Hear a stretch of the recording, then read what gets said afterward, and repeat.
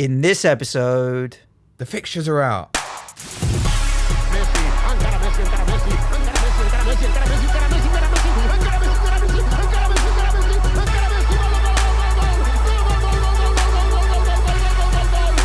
Fantasy Football Show. Hello listeners, welcome to episode 15 of the Planet FPL 30 in 30. Halfway there.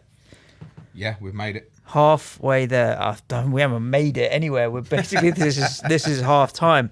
This is, I feel like Ajax at the Ajax Stadium at half time. Thank you for bringing that up, baby. When you're thinking, we're halfway there. No, we're not. We have got a ton of recording still to do, but it's been really enjoyable so far. Yeah. And now things are getting a little more serious. So up till now, we've been talking to the correspondents about their FPL histories and their clubs and stuff. Now we know the fixtures as well. So we've got even more to talk about with the correspondents. We've learned masses and masses, like we need to get 3 players from Man City and Liverpool in our teams. Well, yeah, we do. But the question is how we're going to afford them. I don't fucking know. We were talking pre-show, pre-gaming, and there's just no way you can have 3 Liverpool and 3 City. Well, there is. You can't have. But you can't have the premiums. At that point, what's the point? You're not going to be able to have Aguero, Sterling, Mane, Salah. You're going to Robbo, have to make, Laporte. You're going to have to make decisions. You have to be cuts. With all the will in the world, a lot of the talk last night I saw after the fixture announcement was going 2 defensive Liverpool, 2 defensive City. If you still go with like big hitters of say Salah and Sterling, it's still going to cost taking you a lot of your money, a whack of your money. But that kind of way is probably going to be the easiest way to fit them all in financially and not have a completely broken team otherwise. Is your plan 3 Liverpool, 3 City at the moment, or to try at least anyway? All dependent on the prices. Of course. My instinct is certainly 5 from the 2 to start with. I think City's fixture run is incredible. Is it what they play? Liverpool and City play each other game week 12, don't they? Yeah. They play obviously start with you. Yeah. And then they've got us at home. Yeah. So we're both fucked early doors. Nice. And then they've got a run of 10 fixtures where you look at it and you go, win.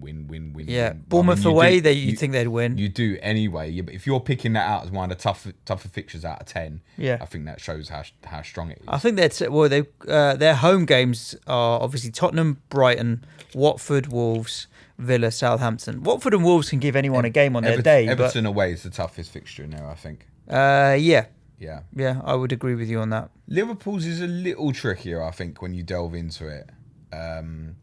Like before they play City in game week 12, they play Leicester at home, United away, Spurs at home, Villa away. They've got Chelsea away as well in game week 6. Yeah. So they are a bit trickier. That's tougher, but the first 5, you just feel like, even with Arsenal at home in their game week 3, you just feel like you've got to steam into them. Yeah. It's the affordability is the issue. It's going to be massive. And again, this is another thing. The game are going to notice that they're looking at what people are saying on Twitter and stuff. And I don't know, someone might be listening to this shit. And we're all going, yeah, we've got to have them. These prices are not going to be cheap. I'm telling you, in my opinion, the Robertsons, Alexander-Arnolds and that are going to be a minimum 7 million. Yeah. And I think upwards north of that, mate. I wouldn't be surprised now, after all the Alexander-Arnold talk recently, that if he comes in at 8 as well. It would be shocking. It wouldn't be justifiable, but it might happen. Your boy Spurs got a decent start, so let me put it another way. Would you rather a second tier, what we'd call a second tier City or Liverpool player, let's say Bernardo Silva, for example, because he might be 8 million or something like that, versus a premium Tottenham asset in, say, Son or Mora or Ali? So say there's only going to be $1 million or $1.5 million between Ali and Bernardo Silva, for example. Would you go premium Spurs versus mid-tier City? I would look strongly at what I see from Spurs in pre-season. I'll obviously watch every Spurs pre-season game. Yeah. Last year in the summer, I looked at the friendlies and went, definitely want a bit of Lucas Moura. Didn't fucking do it. 3 goals in the first 3 games. Yeah. So very much depend on what I see in the summer, I would say. But my instinct would be to lean towards Bernardo. You think so? The City reliability is more important for you than anything else. Yeah, I think so, and he's capable of having a stronger season. Yeah. Just for him now, it's the output from the exceptional performances that he's putting in. The only other club that kind of came up without any of the big six in the first 4 or 5 game weeks was Everton. Obviously, have got a decent run and a decent start. Sheffield United's not too bad either. But again, I think Everton's... Sheffield United's run is... Oh, no, so it's Norwich have got it Norwich really bad, are really isn't tough, it? yeah. I mean, but the thing is, Everton has still got games that are going to be tricky. Like Wolves at home is still going to be tricky. Watford at home... Well, maybe I'm overvaluing Wolves and Watford, but they had good seasons last year. So there's still tricky fixtures in there, and Everton can roll over sometimes. But obviously, is it the form of the last 10, 12 game weeks of last year, or is it going to be the early doors Everton that we're going to get? Be really interesting when we're going to speak to Sean, and we'll obviously release that pod within the next week's Spirit Blues. I think he's going to be quite bullish about it, is my instinct when we speak to him. It'd be interesting to see what he thinks. They're the only side who obviously don't play a big six side in the first 6. Yeah. That's tempting straight away in an instant. One of the things I noticed on Everton's fixtures really interesting. The start of their winter period and the end of it is awful. They've got in a row Arsenal, Chelsea, Liverpool, and Manchester United in a row in December, and that repeats again in February and March, I think. That's roughly game weeks 15 to 18, and again you're not looking at December fixtures really right now when you're picking your team. No. So not only did Everton go that long without that difficult start, they've got, I think, City and Spurs before December are both at home as well, and their home performances in the big games towards the end of last season was obviously exceptional. So I'd be very surprised if most people don't have an Everton asset in their FPL sides when it starts. And and I think based on last season reliability, I mean, Gylfi's the first choice, isn't he? Really? There's so many, you can reel them off, can't you? Pickford, Coleman, Keane, Dean, Richarlison, Sigurdsson. There's 5 or 6 dependent on price. Yep. Right. There's a few there to consider. So first thing to think about, I suppose you're in the same boat as me. I'm assuming that we're not thinking too far ahead. Like, we've got the whole season's fixtures ahead of us, but we know that come television time and all the rest of it, things are going to get moved around. Europe is going to have an impact. So we've got four game weeks followed by an international break, followed by 4 game weeks, followed by an international break. I think that's right. And that's as far as I'm looking right now. Same for you, or are you looking a little further out? Last year I just planned on the first 4 game weeks. I might look a little further afield this year. I don't know. I haven't really decided yet. There were certain ones like Bournemouth obviously start with Sheffield United and Villa, I think, as the first 2. So yeah, Sheffield United at home, Villa away. 2 promoted teams straight away. No, that might not necessarily be a positive, by the way, because these teams who come up straight up followed by City.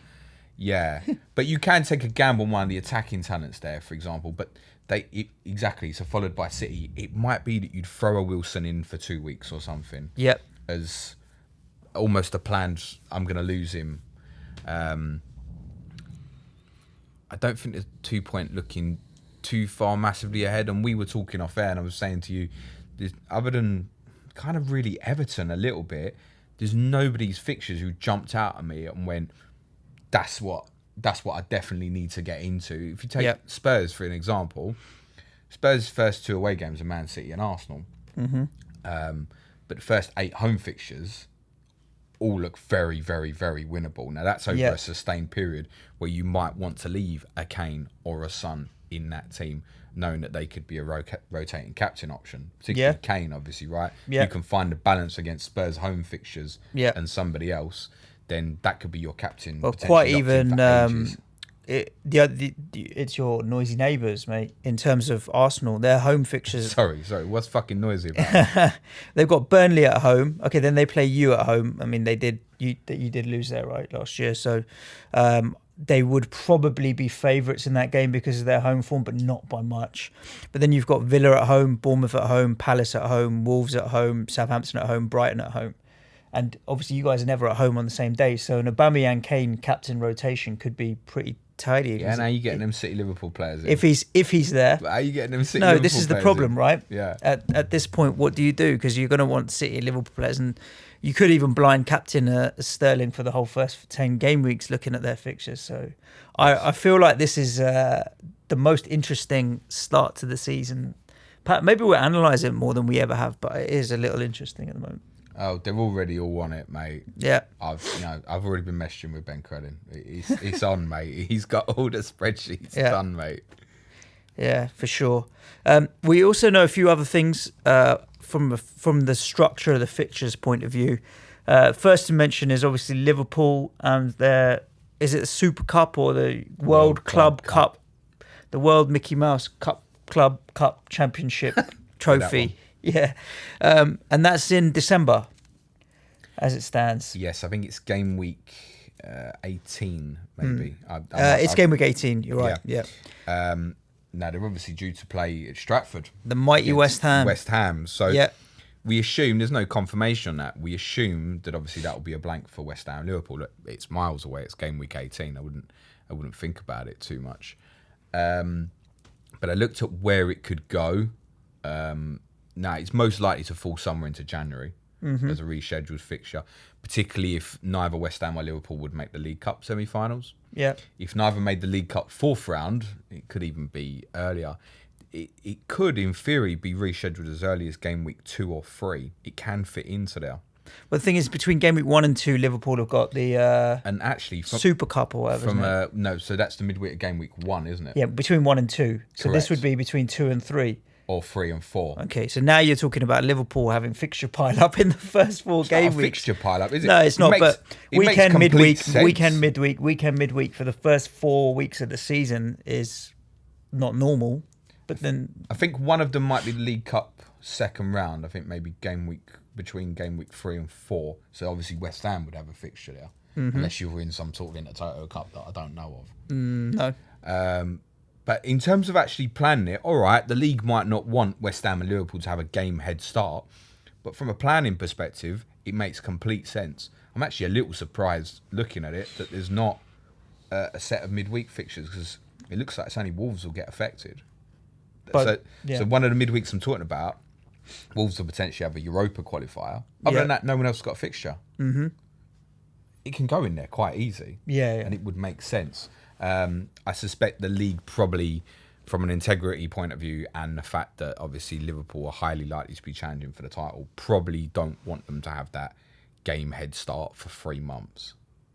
Yeah, it would be a bit much to Still got to win it, up. though, haven't they? Yeah, that's true. I mean, from my point of view, I'd rather have it right up the front of the season than in January, because then we've done City and Liverpool at home out the way kind of thing. We played well against Liverpool at home last season, not so well against City when they battered us, but interesting start to the season. Then comes up, obviously, January we got the FA Cup, two weekends with no fixtures for the FA Cup as it stands at the moment, followed by then we're into that chippy chip time. What's noticeable about difference with FA Cup this year is the FA Cup 5th round is a midweek. Right. So they'll all be played over midweek. I fucking hate that, by the way. For example, we could have had a full Premier League fixture list in the midweek of game week 2 or 3 as a normal match week, and we could have still had the FA Cup on the weekend, but that's just a personal. That actually falls into the midweek after the League Cup final. Mm-hmm. So it's quite likely that the 2 teams in the League Cup final would probably get brought forward, similar to how Man City and Everton was last season. Year. Obviously, because Chelsea were in the Europa, that didn't work out. But if it can go forward to one of those Champions League weeks, when obviously if the game's not televised, there's every chance it could get brought forward. So you might have a double game week, sort of around about game week 25 again. Yeah. And I think they'd be keen to do that, because the planning for the blanks and doubles, it's a little bit odd this year. Essentially, there might be only one real blank game week. Okay. Which is game week 31 again. Mm-hmm. The following game week 31 is... That's what, round 6 of the FA Cup, or...? That's correct, yeah. Following the blank game week 31 in the FA Cup quarterfinals, straight away into an international break, as I think was the case last year, and it has commonly been the last few years. Game week, but the midweeks between game weeks 32, 33, and 33, 34, straight away back into the Champions League, which wasn't the case last year. Right. And so before you can get to a double, you've got another blank, which is 34 for the FA Cup semi-finals. But then the midweek afterwards is free. Okay. So in theory, I was looking at some of Ben Crellin's tweets last night. What he was saying was the last time this happened, I think there were 3 teams ended up with a double and 1 team ended up with a blank. So you might get a little bit of a mixture, because those game week 34 postponements could go just straight into the same midweek. Yeah, and then it could literally stay as a complete normal game week. Right. Completely. Obviously, those 31 fixtures have got to go somewhere. They could get thrown into right at the end. So it looks like the only real large double game week will actually be game week 37. Mm. And that's the carryover from game week 31 potentially. Game week 36 wild cards at the ready if you can fucking hold your nerve for that long. So yeah, really interesting one. What that means is, particularly around that game week 34 and the chips, there are a lot more permutations. It's going to be really important to know, obviously, who's in and out the cup for a start. Yeah. But as I said, if all those fixtures, and you're not probably going to know till beyond game week 31, it could literally stay as a normal game week completely. Yeah, interesting. It might only be 1 blank and 1 double next year. So you realistically, you want to play your bench boost in a double game week because of the potential of getting 30 players out on the pitch. So wildcarding in 36 for a bench boost in that potential double in 37 right at the end of the season means that in one of the other blanks, probably 31, because there are going to be more teams missing, you'd think you could chuck out the free hit? Possibly. I mean, you might have to use it then, like I said before, you've got the picture of 34. Very hard to say when I'm not even looking at the fixtures in front, and it probably needs a bit more plan. I'm sure Ben and ourselves will come up with some plans on that. And then back to triple captain will game week 25, Leroy Sané, same as last year. Back in the basement, mate. Control C, Control V, copy paste, mate. I'm pretty sure I saw City play Arsenal in the League Cup on the weekend of the League Cup final. Yeah, and on the FA Cup quarter-final weekend, City played Chelsea, I'm sure. But that's the only big 6 meetings that are likely to get shoved around. Should we go through some of the teams and their starts? But when we go through them, let's talk about their pairings as well, because we have the usual no 2 teams at home together stuff. Gooners obviously paired with your lot. It's a bit of a funny, tricky start for them in terms of they got Liverpool away, Tottenham at home, which are 2 tough fixtures. Newcastle away, opening day of the season. You'd think they'd beat Burnley at home in game week 2, but Newcastle away, first day of the season, could be a tricky one for the old Gooners, mainly because they're crap away from home. And that away form hasn't improved at all, has it? No, you wouldn't go into steaming into the bookies to back them for any in away. Their first 4 away games: Newcastle, Liverpool, Watford, United. I wouldn't back them in any of those. They could win them all and lose them all. Yeah. I noticed they've got a good run from game week 8 to game week 15, which is something probably to keep marked in your calendars when you might want to maybe even start moving possibly away from Liverpool a little bit. I generally would avoid early, I think. Yeah, I'm with you on that. There's nothing interesting there. That's how I captures feel about my attention. It's the home fixtures are semi-decent in terms of Burnley, Villa, Bournemouth, Palace, Wolves, but how do we squeeze them in? That's going to be the question. It's the big problem. You start going like Aubameyang and Kane, you just not getting the Liverpool City guys in, mate. Villa have got quite a tough start. Who are they paired with? Remind me. That's a very good question, Suj. Who are Villa paired with? Burnley, actually, which might be one. Claret and Blue, it's easy enough to remember. The two Claret and Blues. Claret and Blue. Yeah, nice one, thank you. Too many fucking Claret and Blue teams. It might be one you might want to look at as a defensive pairing, as your 4th and 5th defender, maybe. Yeah, they've got a couple of home fixtures in a row, Bournemouth and Everton in game week 2 and 3. But Tottenham away, going to be tough start to the season. We looked at with FPL Canal the defensive issues that Villa are going to have in terms of conceding goals, and Bournemouth do score quite a lot of goals. So, and Palace away also they're quite attacking. So I think they're going to concede a lot of goals defensively. I wouldn't look at Villa. They've got a decent first five. Villa, Bournemouth, Everton, West Ham, Burnley, Brighton is their first 5 home games. We know Villa Park will be bouncing and full again, as it should be after quite a few years of lowering attendances. They're one to watch. I'm really keen when we speak to Adam to see what he thinks. Obviously, they spent money on a player yesterday or 2 days ago when this goes out. Paul Wesley. Okay. I forget his surname. Brazilian forward from Bruges. 99% of the people listening won't have seen him play. Neither have I, so I'm not going to tell you anything I don't know at this stage. No. That's probably their main forward for next season, and possibly suggests that they won't be going back in for Tammy Abraham. Bournemouth have got a really nice start to the season, in my opinion. Other than the City home game, which is obviously difficult. Sheffield United at home, Villa away, Leicester away, Everton at home, Southampton away, West Ham at home, and then Arsenal away. But even after that, Norwich at home and Watford away. Not a bad run there. Yeah, no. I think Bournemouth, from an attacking point of view, we spoke about it with Neil. Definitely a consideration. Yeah, it's certainly a few in the forward areas you're going to consider very price dependent, I would say. Brooks, having thought about that recording with Neil Grover more, thought about Brooks more, is more and more in my thoughts. Yeah, because he's cheap and we need to save the money. Hopefully, yeah. You mentioned off air that you quite like the Brighton start to the season. And I said I'm not touching Brighton with a barge pole, mate. I don't think they're going. I think they're going down next season. Happy to be proved wrong. They've got a new manager who people are saying good things about, who's going to have a different style of football. But they've got the same players. Be completely different. But yeah, the transfer window ain't finished yet, mate. Give Yeah. him a chance to get his players in. I think they've bought a lot of players who are very average. But it could be completely different for Brighton this year. Another one, I'll be really keen when we speak to FPL Seagull Sam to see what his thoughts are on Brighton and what his expectations are, because obviously, I mean, even he thought towards the end of the season that bar for Cardiff being just as bad, they would have gone through the trapdoor. He's well aware of that, so he'll come in and be really honest when we speak to him. Yeah, Burnley. Yeah, that Liverpool home game is obviously going to be Burnley's tough. But one of the ones who I was a little bit disappointed when I saw their fixtures. So their first 4: Southampton at home, Arsenal away, Wolves away, Liverpool at home, doesn't appeal. They've got a decent 3 in September, but 2 of them are away.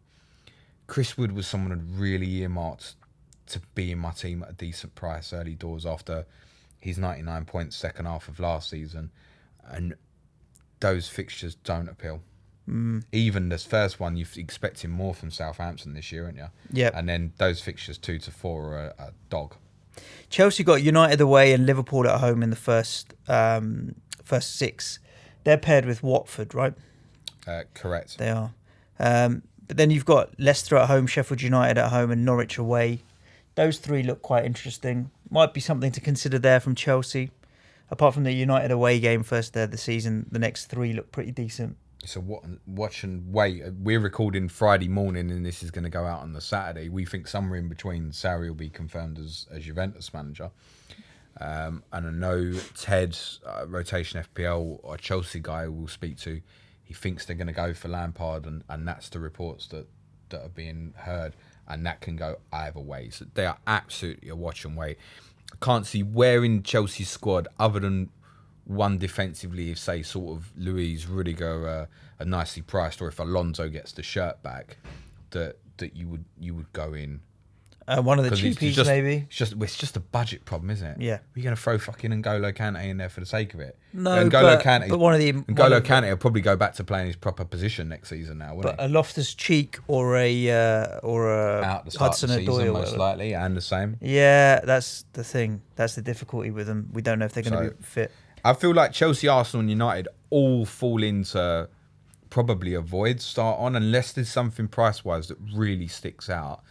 And Spurs aren't far off that either. I just think that consecutive run of home games means there is someone that you can put in there and leave in there, I think. Yeah.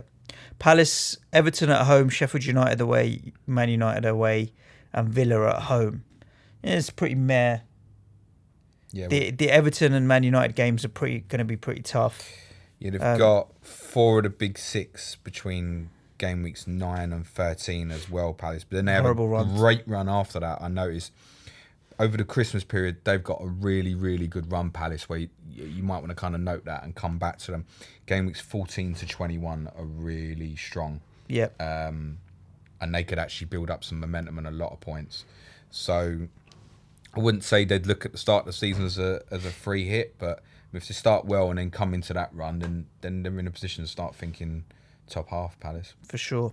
Everton have got a really good start, none of the top 6 in the first 6, followed by City at home, but then Burnley, West Ham, Brighton, and then Tottenham, and then Southampton. So 2 out of the first 12 are pretty tough in terms of Tottenham and City, but other than that, they're all winnable games for Everton. They're also losable games for Everton. As I said, I think we'll all have one when it starts. Yeah, 1 or 2, quite possibly. Leicester have got 3 out of the top 6 in their first 6. Chelsea, Man United and Tottenham, and Chelsea and Man United are both away. Wolves at home is no easy fixture. Bournemouth at home is no easy fixture. It's going to be tough for them. It's 4 of the big 6 in the first 8, I think. Yeah, because then Liverpool comes in game week 8. Yeah, so that really doesn't appeal, does it? No, not at all. Not at all. 4 out of the top 6 in the first 8 now. Every other week a top 6 team, of which 3 of those are away. Chelsea, United and Liverpool. But it means further down the line, they've got these games out of the way. It makes you think about the rotating pairs a little bit. Their rotator is actually Brighton. Mm-hmm. I just think Leicester's players are probably going to be priced a little bit too high to be considering for pairings. Yeah. I would see Schmeichel probably coming in at 5 again, so that would probably rule out, say, Schmeichel-Ryan rotation if you were thinking that way. Dunk has been heavily linked from Brighton with a move to Leicester, I've seen as well, which would possibly have a knock-on effect to Harry Maguire moving on. United. The chain of effects might be slowly building up into what might be happening in the transfer merry-go-round. But that really puts me off Leicester. It's so price-dependent on the fullbacks, Maddison and Barnes, I think. Yeah. Man United, I'm not really interested in going near Manchester United, regardless of their fixtures. So I don't even know. Like Chelsea at home, opening day of the season, Palace at home, Leicester at home, but their away games at Wolves, Southampton, and West Ham. So noted on United, this is a good stat. This one. So from their first 7, they've got Chelsea, Wolves, Palace, Southampton, Leicester, Wolves, Arsenal. 4 at home, 3 away. From the exact same fixtures last season. Is it Leicester, West Ham, Arsenal? I could have it wrong. No, do you have a chance I've got it wrong? Yeah, we've got Man United in game week 5 at our place. All right, fine. Anyway, from the first 7, we beat them though at our place. Well, that's part of what I was going to say. Yeah, I know where you're going with this. In those same 7 fixtures last season, United took 7 points. That's pathetic. Yeah. Pressure's on, isn't it? Yeah, that's pretty bad. I don't fear United coming to West Ham. It says a lot about the club. Bring them on. So 7 points. I think already. Look at them first 2: Chelsea at home, Wolves away. Could be on 0 points. It could be on 6, obviously. Oh, that's also true. But there's certainly pressure on that start. Newcastle haven't been dealt a kind start. Arsenal, Tottenham, Liverpool. They never are. I saw a stat yesterday. 3 out of the top first 5. That I think it's in 7 of the last 8 seasons, Newcastle started with one of the big 6 teams on the opening day, and I think in 6 of the last 8, they've had one of the big 6 teams on Boxing Day. Guess what? They got exactly the same again this year. But I mean, in the first 9 games, you've got Arsenal, Tottenham, Liverpool, United, and Chelsea. 5 out of your first 9. 5 every other week. The first 9, yeah. 5 every other week, and then you're up against the big 6. It just makes it. So it marks them off almost, doesn't it? Yeah. Obviously, yesterday's podcast, we spoke with Si about the potential for it to go either way, with and without the money. I mean, to walk into those first 9 without the money and potentially without the manager looks grim. Norwich have got a tough start. Oh, mate. Liverpool and Chelsea, and City in the first 5. But then you've got experienced Premier League clubs like West Ham away, Burnley away, Palace away. All the way. That- Yeah. These like we'll give them a tough game, and so will Burnley and Palace. It's kind of those games where Premier League experience kind of tells a little bit sometimes. That's tough for Norwich, man. That is tough to be away at those clubs. City at home, it doesn't make a difference where you are. Chelsea at home. On the flip side to what we just said about United, if Norwich can pick up a point a game from those 7 points, they'll be happy. That'll put them in a decent position. And it's not beyond that. Look, they'll need to beat Newcastle at home game week 2. They'd need to win one of those away games and pick up a point somewhere else. Is what you would think looking at those fixtures. But they're going to be an attacking team to watch. But I think it almost certainly rules them out from FPL to start, and unless something price wise looks good enough that it's going to sit on the bench for you. Sheffield United, I think, have got a reasonable start, to be honest with you, because I'm only really looking at Sheffield United defensively based on the stats. Palace at home, Leicester at home in game week 2 and 3. It's not bad. And then they've got Southampton at home as well. That's so their first 3 home. Yeah. For defensive options, I think Sheffield United are pretty decent. I think there's a few attacking wise as well. Again, it's going to be so price related. What sort of comes back with Sharp and even McGoldrick possibly as a third choice forward.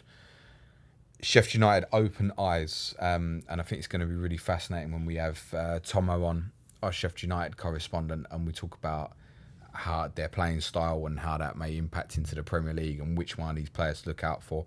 There's actually, I think, once the pricing is released, there might be a group of 6 or 7 even that we might look at. Again, you're trying to fit in the guys around this Liverpool City problem. Yeah, you're going to start looking at these teams. We've actually got in our schedule, I think it's between the 23rd and 25th, or 24th and 26th. We're going to have the 3 promoted clubs in a row. Yeah, day after day. Nice. Saints. Not really looking at the Saints. Liverpool, United, Tottenham, Chelsea, 4 out of the first 8. The bigger problem is the first 2 home games are Liverpool and Man United. Yeah, and away at Burnley's tough. Away at Brighton's kind of sort of a derby. With those 3 away games, you'd go Burnley, Brighton, Sheffield United. If you'd have had that mixed in with, I think, even one better home fixture, you'd have gone, maybe. Yeah, that's all right. But with these guys, you're probably relying more on what they're going to provide for you in home fixtures. So that's off-putting. But when we spoke with Ali, there are a number of ones on the periphery with Southampton, and again, it's going to be price dependent, I think. Tottenham, we've spoken about, great home fixtures, few tough away games, but generally great home fixtures. I can see Tottenham easily ending the first 12 game weeks in 3rd comfortably, to be honest with you. Chelsea might be up and around, but fairly comfortably. Well, I'll take that if you offer it to me now. Yep. Watford, any thoughts on Watford? Yeah, a bit first 4 are pretty decent, but then you get into Arsenal, City, Wolves. Yeah, 5 to 7 is not great with Arsenal at home, City away, Wolves away. But first 4, which features Brighton and West Ham at home, and Everton and Newcastle away. I mean, those first 2 home fixtures appeal. They've got, and you take Arsenal at home as well, because they like to give Arsenal a kick in, don't they? Yeah, and probably be quite up for it after obviously the Deeney red card early in the fixture last year, and they played really well with 10 men. They should have for a long period. Brighton at home for them for the 2nd consecutive season. Might be one theory behind when we kind of spoke to Paul was the idea of, when I looked back on his game week 1 team, it almost looked like a free hit team. Yeah. And that brings Watford players into consideration if that's something you want to consider. West Ham we haven't spoken much about, but tough-ish kind of start to the season. But like I mentioned on the old Twitter, our top 6 games are quite bunched together. We've got a period from game week 13 to 13, 14, 15, 16, 17, 18, where we've got Tottenham, Chelsea, Arsenal, Liverpool as 4 out of 6 games. And then we've got a period later in the season where we've got City, Liverpool, Arsenal, Tottenham, Chelsea as 5 out of 8, which I like. I'd rather have them all bunched together. Well, the one I noticed was Man United being your only big 6 opponent between game weeks 2 and 12, I think. Yep. So there's a solid period in there. 100%. Obviously off-putting by the fact you play City on the opening day. But West Ham, because of that, are a club we're going to need to look at again. Yeah, and if prices hold from last year, then defensively some really good cheap options in there So it'll be interesting. Last but not least, Wolves. No promoted club till game week 12. There's an interesting one I noticed, which makes their fixture list look a bit tougher than it really is, I think. But the problem with them is with the Europa and not really knowing in terms of where they're going to sit with rotation. We expect them to spend as well. Their home fixtures, the first 4 are pretty tough. United, Burnley, Chelsea and Watford. They're 4 one. tough teams. I mean, mentioning they've got no promoted team till game week 12. I mean, the way they get sloppy against some of these clubs, that might not be a bad thing. By the way, Hotter certainly price dependent. I think 7 or lower. I want. And there are a number of others to keep an eye on. But he's the main one for me because I think people will still, as an overall, will still gravitate towards Jimenez. Yeah. So really, really keen. Hotter's one of the like we were last year, was really keen to see his price, and it feels that way again. And that's a rundown. That's a wrap. Do you want me to just clear up some of them pairings? Yeah, let's talk about the pairings. So the obvious pairings are obviously Liverpool and Everton, Manchester United and Manchester City. So the pairings, just to clarify what we mean by that, is so between these pairings, none of them will both be at home on the same weekend. Yeah. So it's quite handy if you're looking for goalkeeper rotators or defender rotators, or perhaps even this season rotating forwards. I don't know. For example, you might want McGoldrick and Ayoze Perez, for example. Sheffield United have been paired with Newcastle. I said Leicester and Brighton, Aston Villa, Burnley. Bournemouth, Southampton, we probably would have expected. West Ham have been paired with Wolves. Yep. Crystal Palace have been paired with Norwich. Chelsea with Watford, and then the 3 big derby fixtures, the Manchester clubs, the Merseyside clubs, North London clubs, as you would expect. Yeah. And those are all available on the Premier League website, premierleague.com, so have a butchers. Not yet. Oh, okay. Take a guess where I got that information Benjamin from. Krellin? He's a superstar. Right? I figured it out somehow. Cool. Other than that? That's a wrap. Yeah, man, because it's still early days. We're still only, whilst we've got the fixtures, there's still the cup games to go into play and that kind of thing. So don't cool overlook anyway. You it. don't need to overload on information. Nah, too much exactly. At this stage. Just look at the first 2 blocks of 4 game weeks: 1 to 4, 5 to 8. I'm a bit of a dick, and I'm at least sitting here going, "Don't overload on information." By the way, please tune in again tomorrow.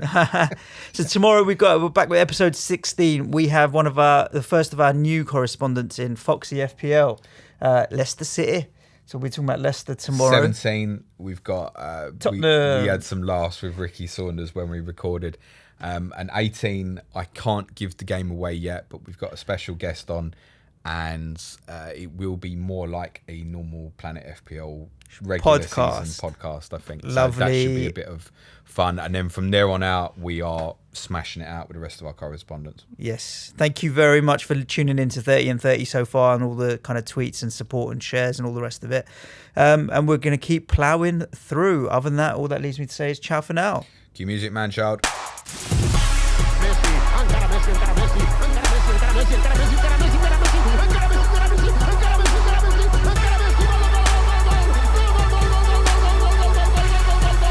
The Fantasy Football Show.